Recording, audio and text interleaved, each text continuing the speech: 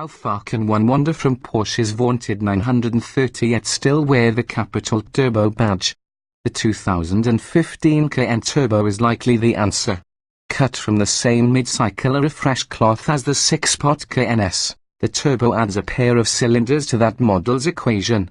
Before this year, the Turbo was the only path to a pair of escargot, but the S has now downsized from a naturally aspirated V8 to a slightly uprated version of the Macan Turbo's twin turbocharged V6 engine. Confusingly, the Macan S also features a twin turbo V6. So at this point, Porsche may as well badge its turbo-branded UTS as very turbo. Ek Turbo. You see, the Cayenne Turbo's double-puffed V8 offers up 520 horsepower.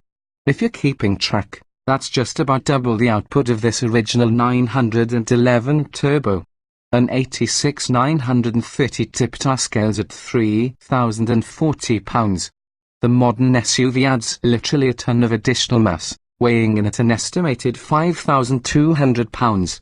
Of course, the 930 was often admired as a widowmaker, with tricky understeer and oversteer characteristics exacerbated by early engine management technology. Read turbo lag. The Cayenne suffers from no such issues.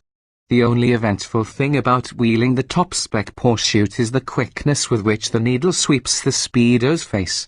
The Cayenne Turbo's driver-focused cockpit, which is immediately familiar to anybody who's driven a recent 911, Panamera, or Boxster, may well deliver the most unique experience in the Porsche line.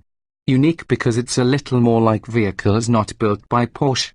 You can't wholly mask bulk, and the 2.5-ton Turbo certainly has its share. You can, however, make bulk do pretty astonishing things these days. Better living through chemistry and all that.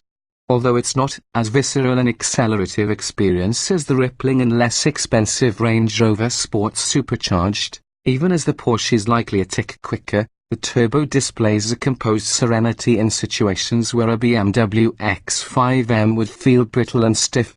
It'll waft up to speed like a Mercedes-Benz ML63 AMG, stick its nose into a hairpin, and track through in a way that nothing this top-heavy really has a right to.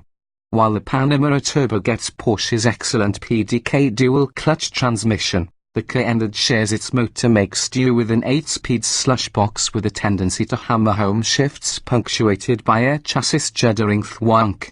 It's completely out of character with the rest of the strophe and refinement displayed by the vehicle, and especially jarring when it happens mid-corner.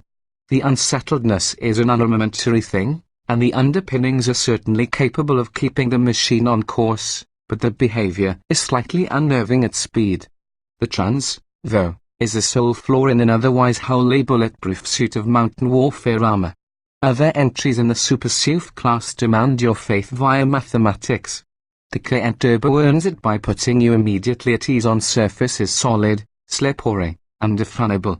That top-off-the-pile confidence comes with a price, though, in this case at least $114,595.